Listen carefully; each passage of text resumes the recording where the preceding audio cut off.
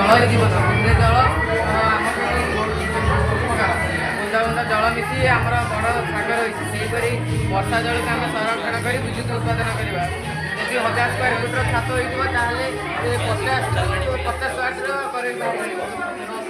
ଯେପରିକି ଛାତ ଉପରେ ବର୍ଷା କିମ୍ବା ଅଙ୍ଗାରକାମ୍ଳ ବର୍ଷା ହେଲେ ସେହି ଜଳକୁ ଆମେ ସଂରକ୍ଷଣ କରି ପାଇପ୍ ଦ୍ୱାରା ଟର୍ବାଇନ୍ ଉପରେ ପକାଇବା। ଟର୍ବାଇନ୍ ବୁଲିବା ଦ୍ୱାରା ମେରୁକାନି ଘୁରିବ।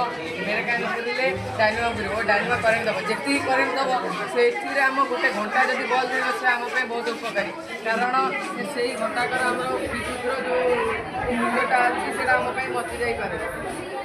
ଆମେ ଯଦି ଆମ ପଡ଼ୋଶୀମାନଙ୍କ ସହିତ ଭଲ ସମ୍ପର୍କ ଥିବ ତାଙ୍କ ଛାତରୁ ଆମ ଛାତକୁ ପାଣି ଆମ ଛାତରୁ ଅନ୍ୟ ଜଣଙ୍କ ଛାତକୁ ପାଣି ଆଣି ଆମେ ତାପରେ ବିଦ୍ୟୁତ ଉତ୍ପାଦନ କଲେ 100 ୱାଟ୍ରୁ ଉର୍ଦ୍ଧ୍ୱ ବିଦ୍ୟୁତ ଉତ୍ପାଦନ କରିପାରିବା। ଜେନେରେଟରରେ ଆମେ ଦେଖିବା ଜେନେରେଟରରେ ବିଦ୍ୟୁତ ଉତ୍ପାଦନ କରିବା କଥା। ଜେନେରେଟରରେ ପେଟ୍ରୋଲ ପଡ଼ୁଛି କାରଣ ପେଟ୍ରୋଲ ଏବେ ଜୀବାଶ୍ମ ଇନ୍ଧନ ଆଜି 10 ବର୍ଷ ପରେ କ୍ଷୟ ହେଇଯିବ ଆଉ ମିଳିବ ନାହିଁ।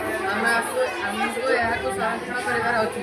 ସେଥିପାଇଁ ଆମେ ଏହି ବର୍ଷା ଜଳ ସାହାଯ୍ୟରେ ଆମେ ବିଦ୍ୟୁତ ଉତ୍ପାଦନ କରିବା ଓ ବଳକା ଜଳକୁ ବଗିଚାରେ ଲଗାଇବା ଓ ଜଳସ୍ତରରେ ଲଗାଇବା।